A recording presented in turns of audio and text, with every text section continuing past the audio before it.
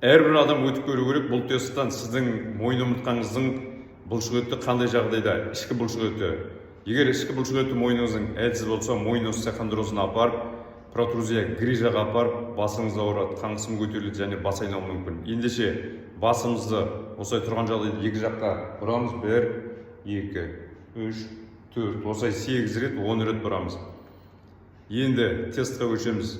Ручканы аламыз, тісімізге қыстырамыз, түп жағына апарамыз. Бұлай алдыңғы тіске емес, түп жағына қарай.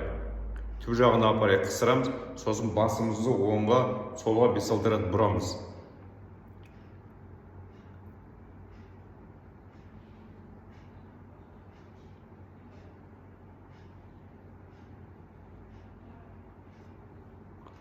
Егер тісіңізге қысыр ручканы оңға солға бұрылғанда сіздің мойындарыңыз ауыратын болса, немесе қозғалғыштығы азайған болса, сізде мойын омыртқаның остеохондрозы болуы мүмкін. Ол күндердің күнде бас ауруына апаруы мүмкін, қан қысымының көтерілуіне және бас айналуға апаруы мүмкін.